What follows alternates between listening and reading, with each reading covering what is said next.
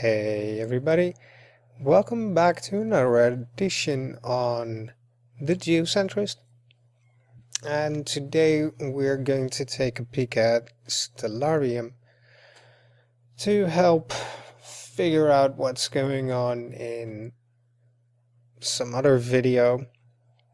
He made 6 and I know the last one is going to be quite dense, so instead of doing everything at once, I figured to take a look at every single video he made.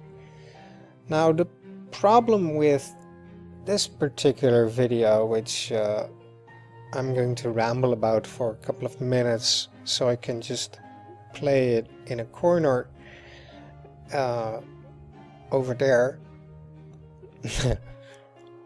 you know, which I'll add in post-production, is it's a bit hard to say anything about because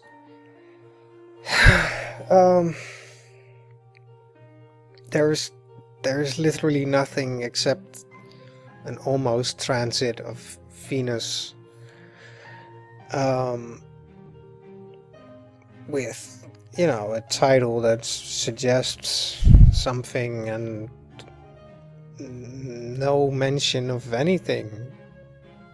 So it's just a video made from a series of images from Soho, and that's it. There's nothing discussed which I can take apart. I can rant about the title for a bit, but that's about it. Or so it may appear, because he did something beautiful, which, you know, if I'm frank, may suggest more truth to the suspicion that this character may be an actual troll and an actual Poe. But I'm running ahead of myself.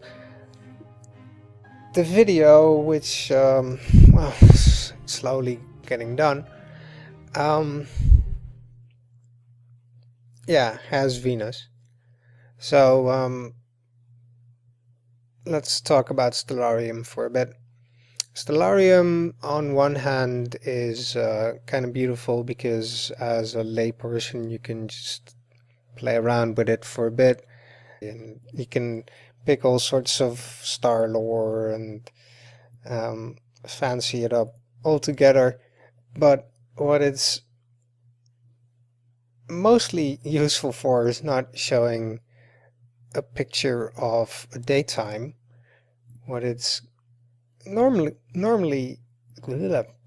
English, what it's normally used for is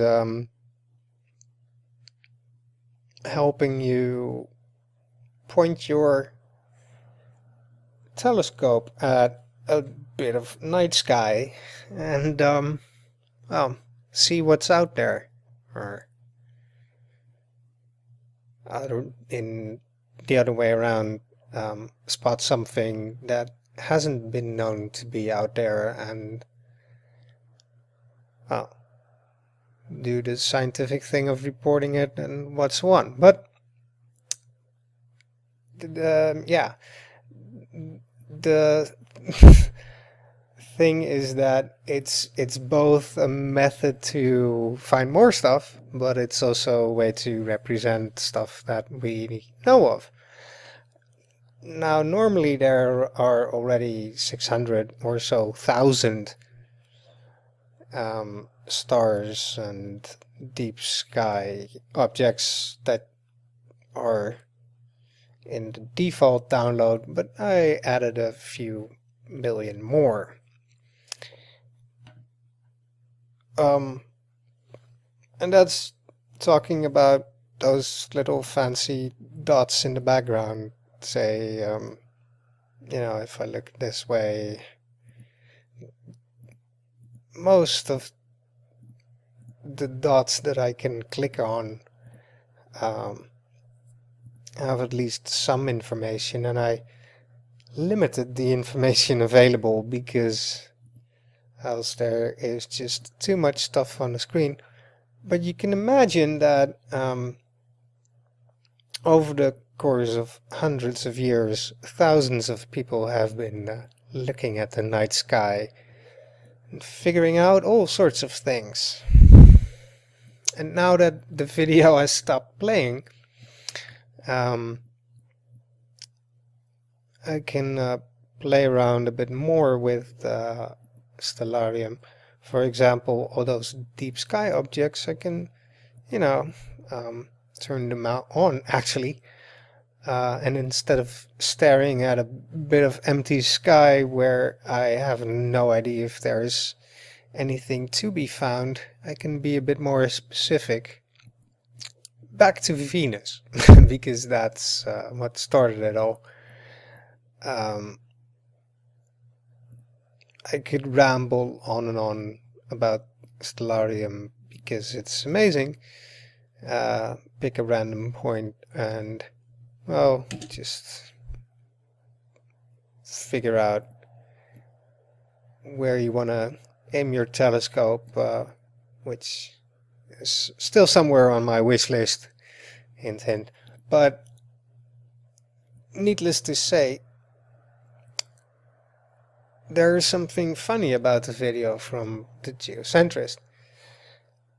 But yeah, Venus is somewhere there beneath the ground, and we can sort that out because we can just turn off the ground, we can turn off the atmosphere, so it doesn't matter if it's day or night. Let's turn it day again and turn on the atmosphere for contrast, and off again. Also, as I rambled for a bit, this program is really amazing to look at stars, but frankly, all those stars are going to be greatly distracting, so I'm actually finding a way to turn them all off. Great.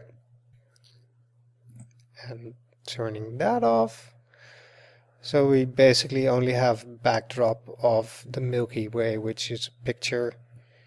We have a bit of art for reference, just so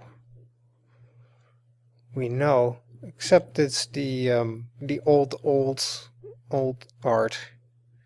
I can turn on the fancy new art. Star Lore Western. Great. And if we focus on Venus some more and turn off the Earth wobble,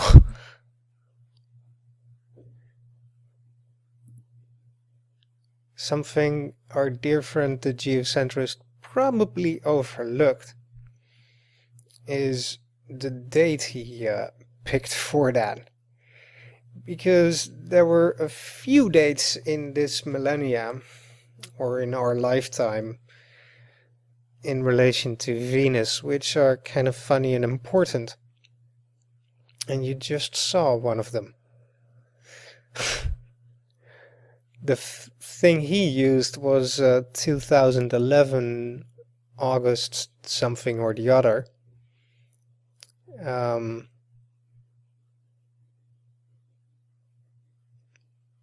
And it was a year later where, well, 2 years later where something similar happened, except below the horizon from this location.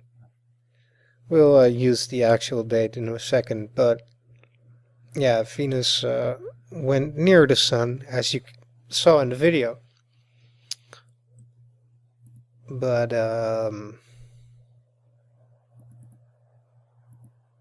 this was a much more interesting date.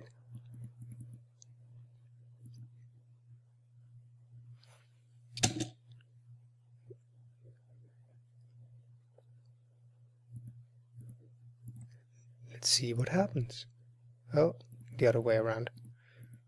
I overshot the date.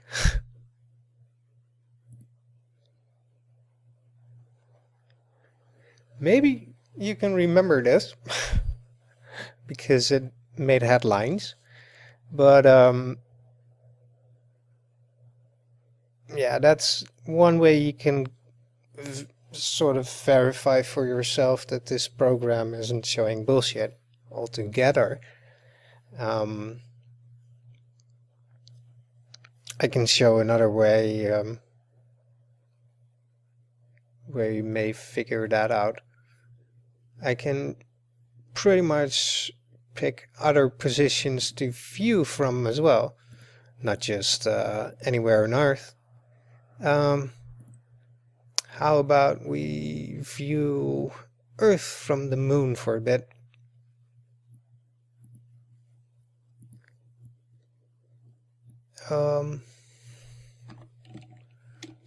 Let's look at Earth, which is here.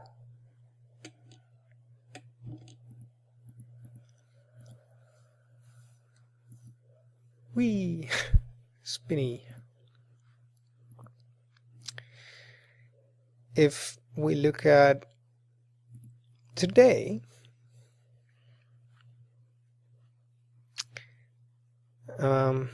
we don't see much interesting. But if we wait a few days,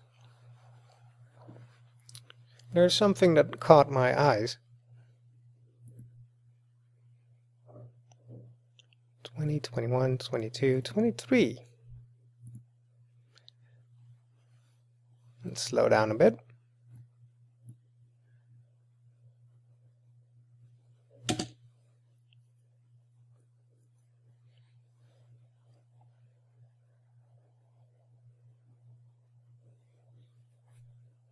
And this is probably a bit hard to see on camera, but our friends over here, just before sunset, may observe a partial eclipse.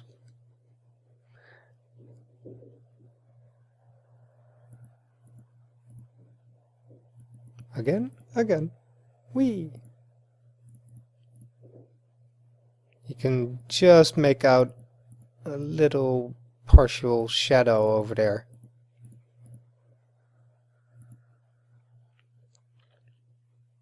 I can even go as far as selecting the sun as a location to view this from. So we look at Earth. The moon is currently over there, but if we go back in time a bit,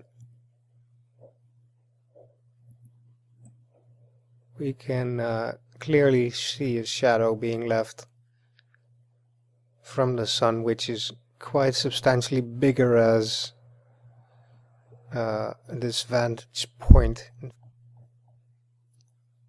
You can still quite clearly see a shadow being left just before sunset on the west coast of America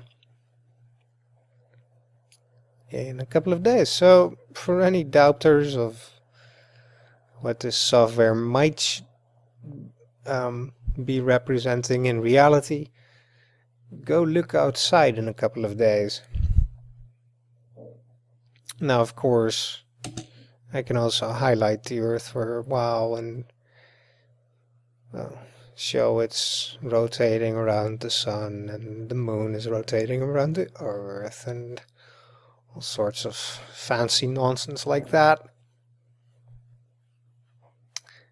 This tool even shows the wobbling of the Earth in general every 27,000 years, which is kind of funny. It only goes from minus 99,999 to plus 9,900, etc.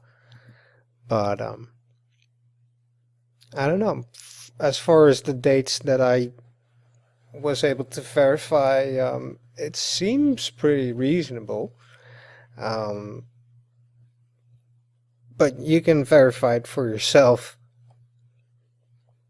There are thousands of stars you can look at the night sky to compare with, or whatever way you want to empirically investigate this tool versus reality, and if in reality there's actually a geocentric model or a heliocentric model.